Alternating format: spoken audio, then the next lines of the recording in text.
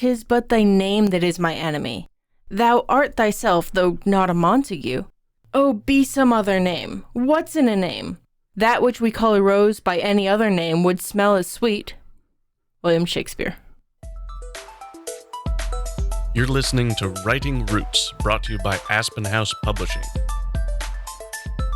Welcome to Writing Roots. I'm Lee Hull. And I'm Lee Esses, and it only took us 17 takes for that one. We are continuing our redo series, and in this episode we are redoing one part of our What's in a Name episode. That was back in our 5th season, our first frequently asked questions season, and we were getting a lot of questions about how to title your books, how to name your characters, and how to pick a pen name. So we crammed all 3 of those into one episode. Because all of those are very big topics that probably deserve a lot more time, that's what we're using this redo for. Spending some more time on, in this episode, pen names and choosing the right pen name for you. Now, part of what brought this up and what helped me lean into this was I was playing a Trivial Pursuit game, and it asked me which author wrote under the pen name Robert Galbraith. I hadn't heard that one before. I'd heard Stephen King had written under Bachman for a while. But can you tell me who that was that wrote the crime thrillers under Galbraith? J.K. Rowling, right? Yes. I remember when she released those, it wasn't really a secret that it was a pen name, but they flopped horribly. So it's a really interesting trend that some of these big famous authors who have well-established names and well-established brands venture out with pen names. In Rowling's case, it's because her name is so intrinsically tied to the Harry Potter universe that it is difficult for her to break out and write in a different genre. So something to keep in mind as you are deciding if you want a pen name and what that pen name might be is to remember that you are your brand. When people see a book, they often look to the author to know if it's any good or not. In the same way that seeing this or that actor or director will be an indicator of if you'll enjoy the movie. I see this a lot, especially with indie published romance books. The authors choose pen names that are very specific to the genre that seem a little too on point. But it works for that genre, for that particular niche of writing. There's very little that's subtle about, like, any romance writing. Yeah, especially dark romance. So if you do choose a pen name for your brand, you need to take in consideration what your genre is, what you want it to be, because it's wildly different in the different genres, and the reason you pick them is different based on the genre that you're writing. In my case, with my own writing, I have a lot of different kinds of genre, but my writing style stays the same, therefore my audience is the same, therefore I'm all publishing it under Lee Esses. So if you're looking to possibly pick out a pen name, there are some advantages to having those names. One of the first advantages is the ability to obscure your gender. This is becoming very popular, especially with fantasy authors, with adult fiction. V.E. Schwab, S.E. Hinton, J.K. Rowling, R.F. Kuang. There are a lot of authors out there going to using initials in part to obscure their gender for all of their published works, because the authors want you to look past who is writing it and to what the actual contents are. Another thing that you could probably be choosing a pen name for is if you need something a little more marketable. If your name has all consonants and no vowels and nobody can pronounce, much less repeat and remember, it's not going to be useful for your brand. So a lot of people are going with pen names, something that's at least a little easier to visually recognize, if not pronounce, because it's a visual medium.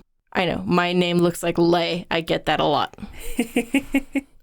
But having something that's a little easier if your name is inherently extra complicated is a reason to consider having a pen name. This is also important if your actual name is problematic or has some other issue to it, maybe the wrong kind of association. If you're writing any sort of crime or thriller fiction, you probably don't want to publish with the last name Devereaux because that has a very romance feel to it. I don't want to publish with my last name, my married last name Mangum, because the way it's spelled is way too easily confused with either Magnum PI or Magnum Condoms. And I just don't need my name associated with that. Ice cream. There is ice cream too, which is okay, but that's never the first thing people think of. Speak for yourself. Sometimes also bullet calibers, but again, that's like Magnum PI level. Also, if your name is incredibly common, this is another reason that people will choose a pen name. If your name is Bob Smith, a lot of people look at that and think it's a pen name because it's so common. If your name is literally John Doe, I apologize on behalf of your parents for that one. There's also a kind of freedom as an author in using a pen name because you can be more honest with your works as well. However, there are several cons to using a pen name as well. So yes, if you have a very generic name like Bob Smith, John Smith, Jane Doe, you can feel more honest. However, it's dishonest to a lot of people who know you outside of your writing career. You kind of negate them as your first audience because they don't know you under the pen name. When I first published under Lee Hull, no one in my current job knew that that was me because it's my middle name and my maiden name, and none of them know that. This means that the people who might have recognized your name and picked up the book because they want to support you, or they see your name on the shelf and go, oh, I haven't thought about that person in a long time. Let me see what they're up to, see what they're writing nowadays.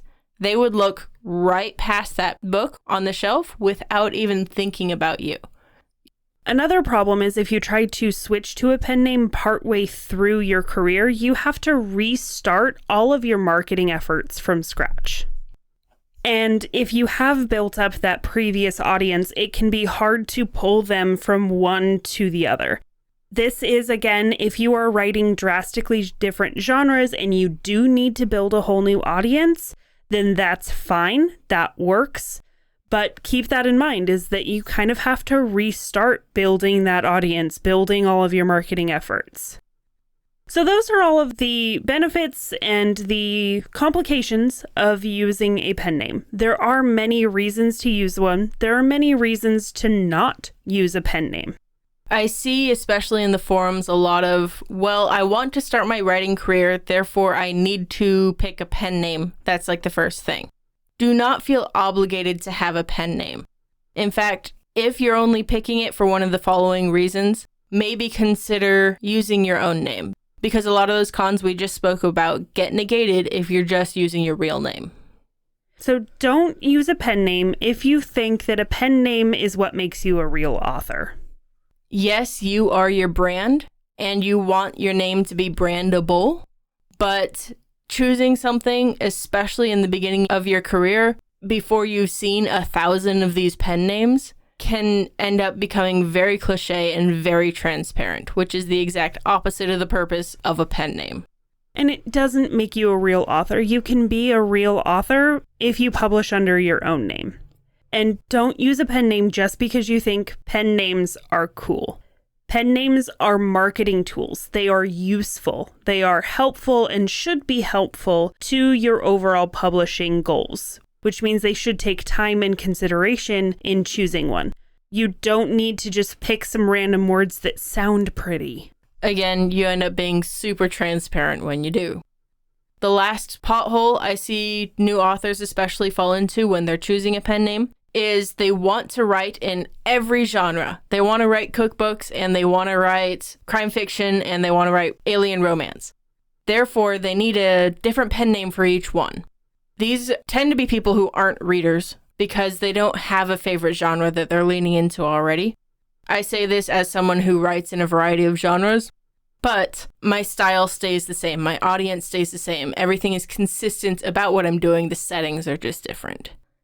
If you want to write in 1,000 different genres, let that be your brand and stick under one, because every single time you have to restart that marketing effort and you'll feel like you're spinning your wheels every time you hop genres.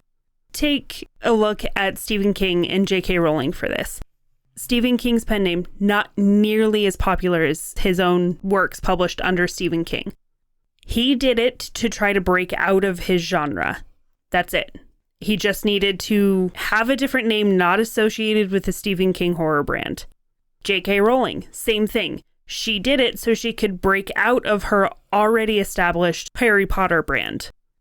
Those are different cases than just wanting to write a different genre. It's only because they had very popular names very tied to specific books. And if you look at Stephen King, he wrote in that classic horror. He helped define a lot of that genre. But he wrote in that classic horror and then decided he wanted to write a fantasy series. So he did. After a certain point, you're just like, they can't stop me. Which is a great mentality to have in life, I think. I mean, Brandon Sanderson took a fantasy series and then eventually turned it into a Western fantasy. Yes. So, I mean, you can change it up. You can have fun. You can explore without needing a pen name. To do that, though, you just need to write selfishly. If you have a question or comment for our hosts or a topic you'd like us to cover, send us an email at writingroots@aspenhousepublishing.com or find us on Facebook by searching for Aspen House Publishing.